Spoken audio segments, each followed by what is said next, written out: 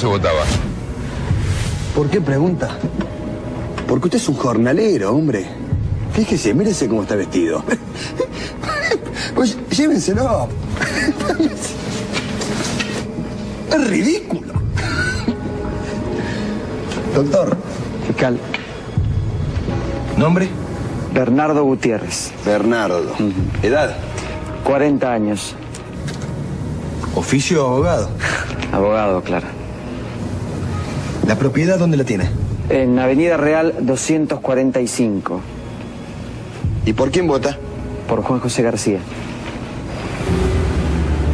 Doctor, usted vota por Saturnino Quintana. No, fiscal, yo voto por Juan José García. Doctor, por Saturnino Quintana vota hoy. Por García... No, por Quintana, doctor. Llévenselo. Usted vota por Saturnino Quintana porque es el máximo patriota del país. ¿Y ustedes? ¿Por quién votan? No, nosotros ya nos estábamos yendo, no, estábamos... Sí.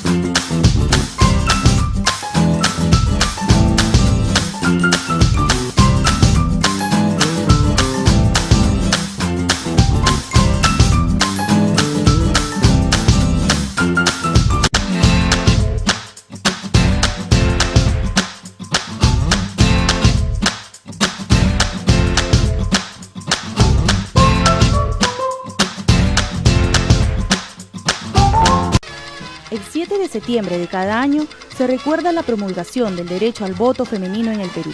Esta larga lucha fue posible en el año 1955 con la modificación de la Constitución a través de la promulgación de la Ley 12391. Así se concedió el derecho al voto a las mujeres mayores de 21 años y a las casadas mayores de 18 años que supieran leer y escribir. Las impulsoras fueron un grupo de mujeres peruanas quienes reclamaban sus derechos políticos y ciudadanos. Destacan Zoila Aurora Cáceres, Magda Portal, Elvira García, Juana Manuela Gorriti, entre otras. Este reconocimiento significó un avance democrático e inclusivo que cambió irreversiblemente la historia electoral del país. En las elecciones del 17 de junio de 1956, la mujer peruana pudo votar por primera vez con su libreta electoral.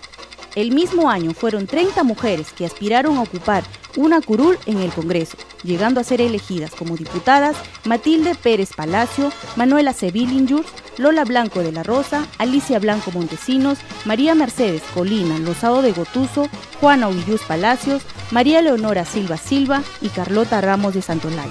La única senadora electa fue Irene Santolaya de Delgado. De esta manera se puso fin a la exclusión de la mujer en la toma de decisiones políticas del país.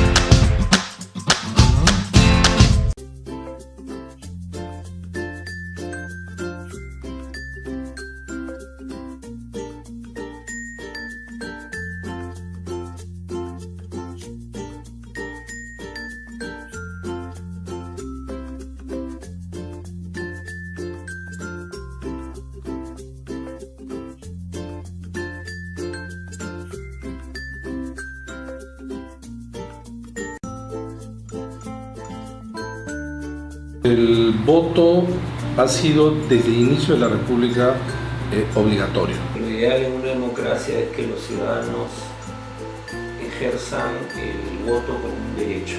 Se asume y se dice que el voto no puede ser a su vez un derecho y a su vez una obligación.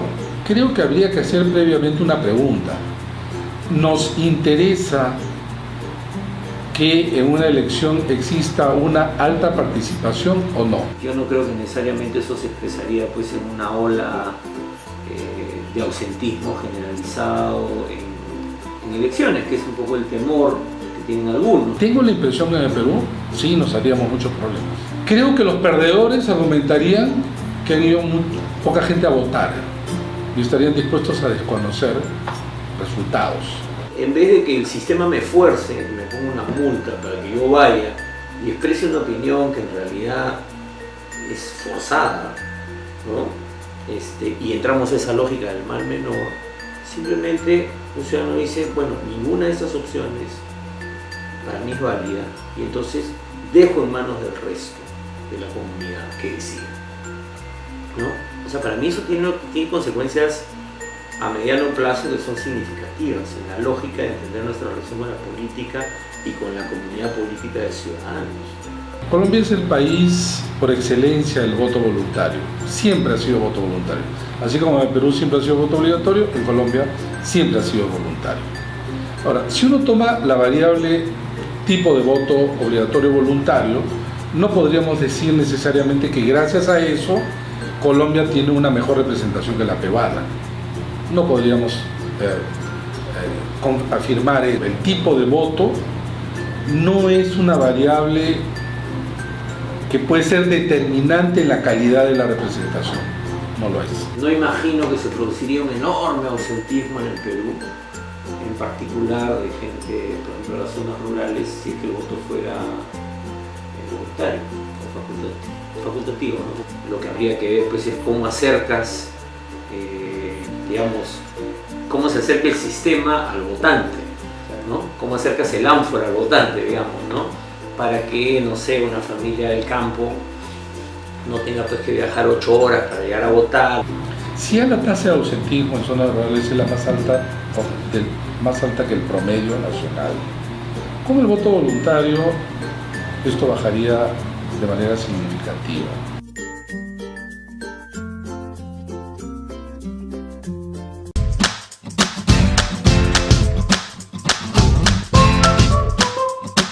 Una encuesta realizada por Ipsos Perú revela que casi la mitad de peruanos no acudiría a votar en caso el voto fuera voluntario, algo que hace reflexionar si el país está o no preparado para ejercer el voto voluntario como ocurre en otros países de la región. Alrededor del 60% de la población considera que el voto debería ser obligatorio, o sea, manifiesta que debería mantenerse la situación actual en el Perú, que obliga al mayor de 18 años inscrito, ¿no?, en el registro a votar.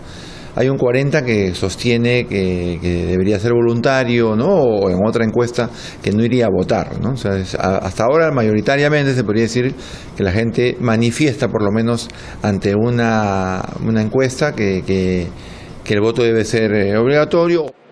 Para los especialistas, una de las consecuencias de una elección con poca asistencia a las urnas es que podría perder legitimidad.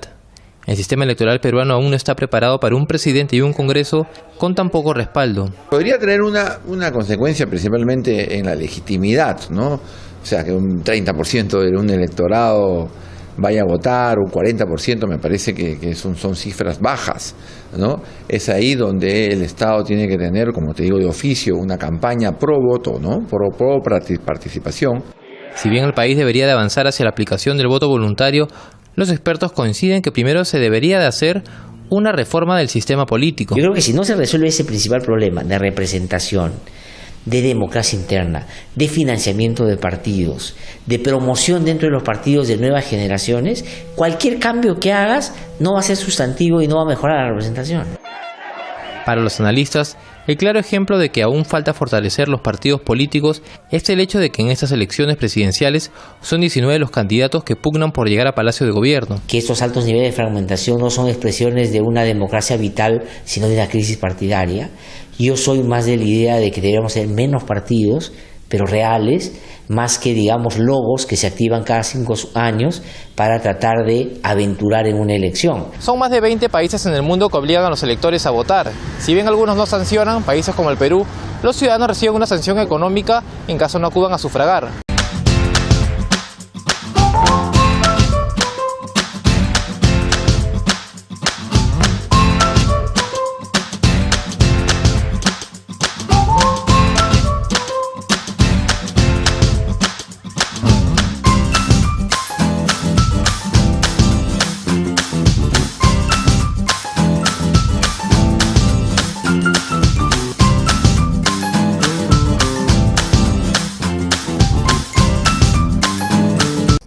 que el objetivo de la segunda vuelta es que el nuevo presidente cuente con la mayoría de los votos. Este sistema, muy extendido en América Latina, tiene orígenes en la democracia francesa. Revisemos algunos de los resultados de elecciones presidenciales en países de la región.